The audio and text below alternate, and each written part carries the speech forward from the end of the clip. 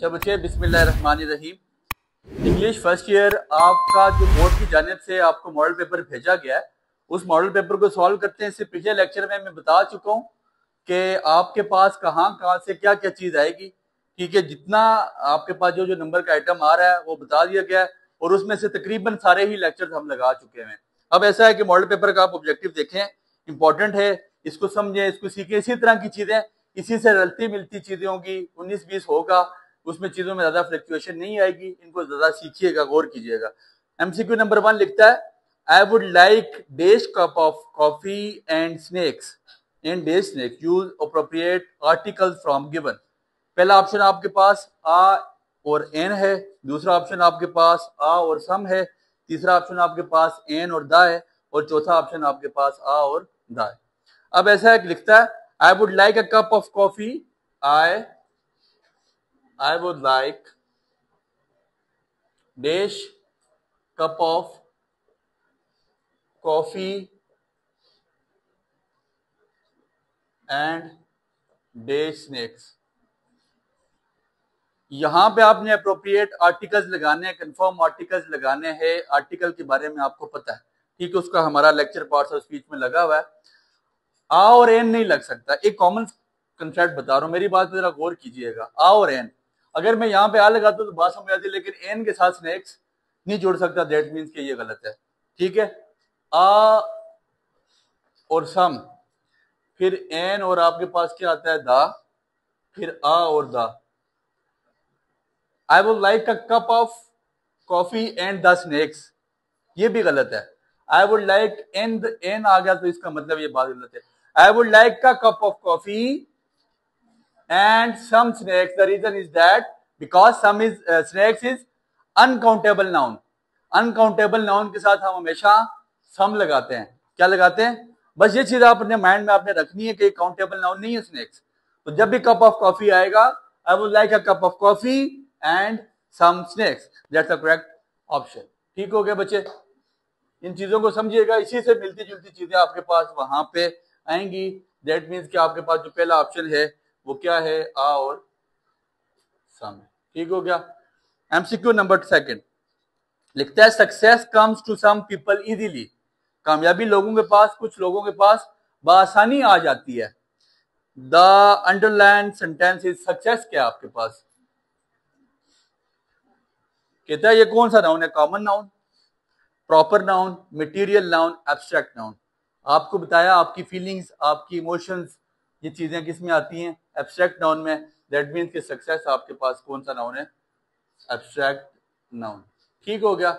इसके बाद तीसरी चीज आपके पास, a person who drives a vehicle called driver. Who, अब ये अ पर्सन हु ड्राइव्स, याद रखिएगा WH फैमिली के साथ इसका ताल्लुक है। Who, whose, whom, which, that, what, when, why, where.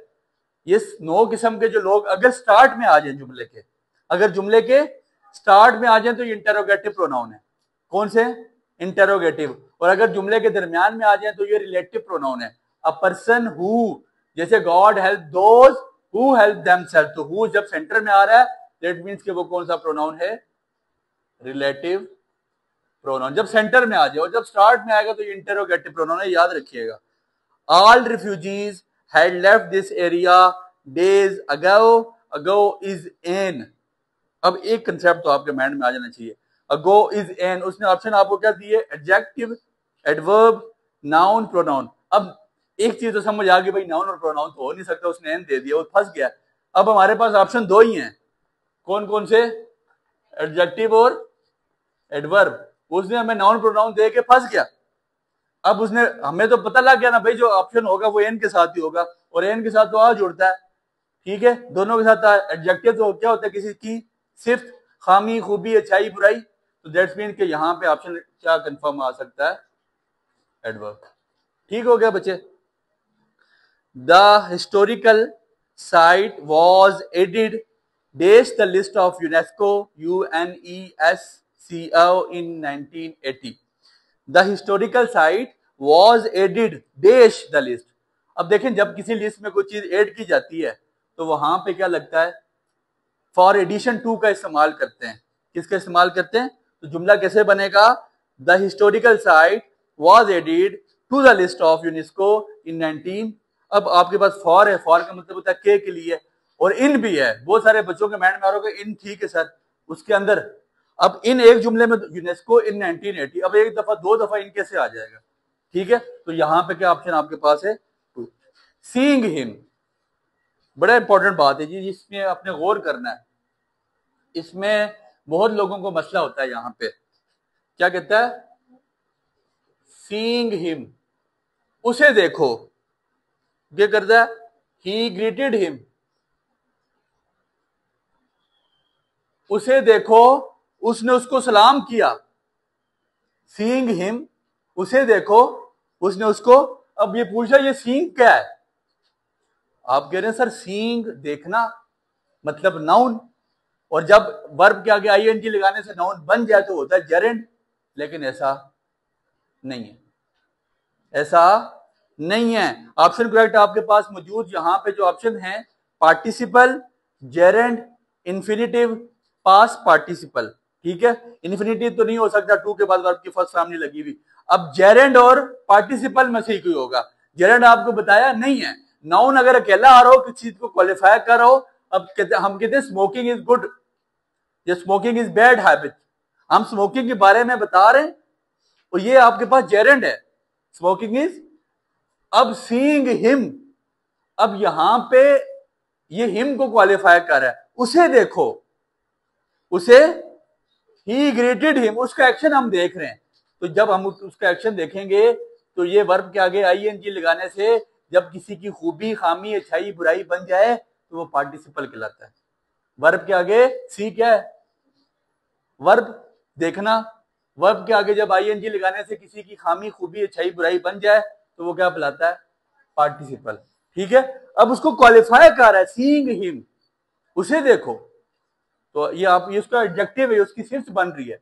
आप उसकी बुराई कर रहे हैं ना, आप तो यार उसको देखो, उसको सलाम कर रहा है। सीइंग हिम, ही ग्रेटेड हिम, उसने उसको सलाम करा। अब होगा ये, अब उसकी तो अच्छाई बन गई, ये उसकी खूबी खामी बन गई। आपके नजदीक जो चीज भी हो सकती है, लेकिन ये जेरेंड नहीं हो सकता। ऑप्शन नंबर 7 कहता है if you work hard you will succeed. आपको कंडीशनल सेंटेंसेस मैंने पढ़ाए थे, आपको याद हो, 4 तरह के कंडीशनल हमने पढ़े थे। मेरा लेक्चर मौजूद है, भेजा जाएगा। Zero conditional, first conditional, second conditional और थर्ड कंडीशनल, ये 4 तरह के जुमले हैं। फर्स्ट कंडीशनल आपके पास, जीरो कंडीशनल आपके पास बात करता है फैक्ट्स की, ट्रुथ्स की बात करता है, बारिश होती है जमीन गीली हो जाती है। फर्स्ट कंडीशनल आपके पास बात करता है कि अगर ये काम आपको कोई शर्त रख रहे हैं, अगर तुमने ये किया तो मैं ये करूंगा। अब जैसे if you work hard, if plus subject plus verb की फर्स्ट फॉर्म, ठीक हो गया। और आपके पास जो इफ क्लॉज है वो आपके पास क्या आ जाएगी? Subject plus will plus verb की फर्स्ट फॉर्म। जब ये आ जाए ना, इसका मतलब है ये आपके पास कौन सा कंडीशनल है? First conditional. कि अगर तुमने ये किया, क्या कहते हैं? इफ यू वर्क हार्ड, अगर तुमने मेहनत की, यू विल सक्सीड, तुम कामयाब। अगर यहां पे इफ यू वर्कड लिखता, वर्कड, वो सेकंड कंडीशनल बन जाती। उसने फर्स्ट कंडीशन, उसने फर्स्ट फॉर्म लगाई है। ये चीज गौर करनी है, अगर तुमने मेहनत की तुम कामयाब हो जाओगे। That mean it is a first conditional. ये कौन सा कंडीशनल है आपके पास?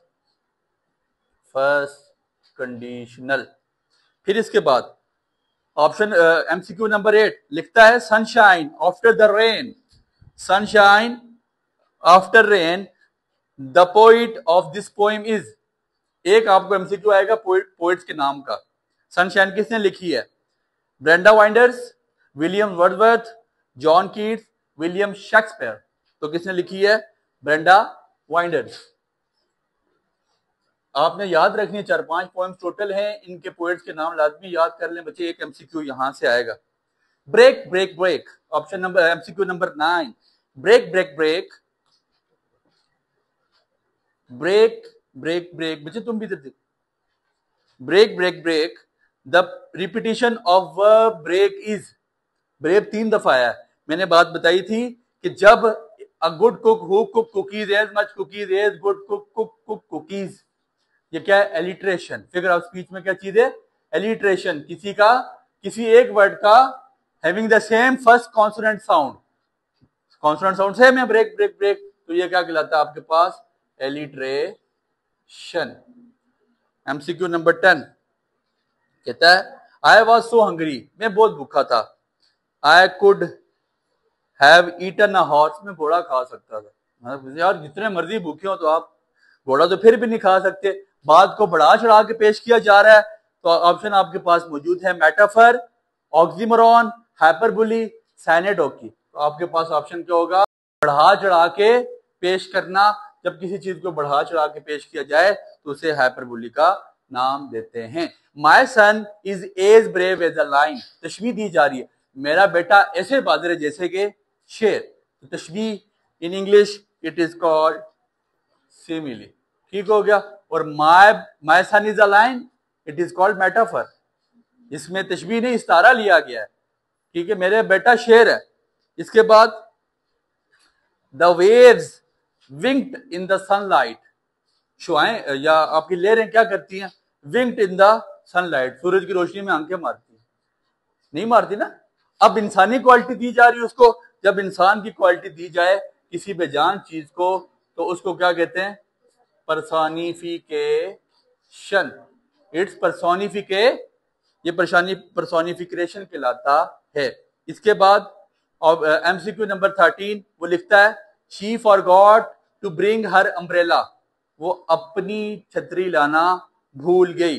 द अंडरलाइन प्रोनाउन हर क्या है, her, she forget to bring her umbrella.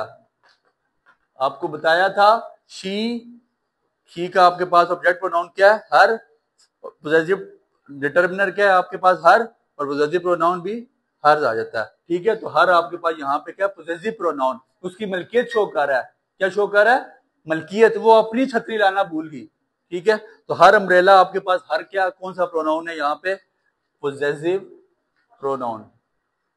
कौन सा प्रोनाउन, पोजेसिव प्रोनाउन, मलकियत को शो करता है। Pick the correct synonym for the word strewn.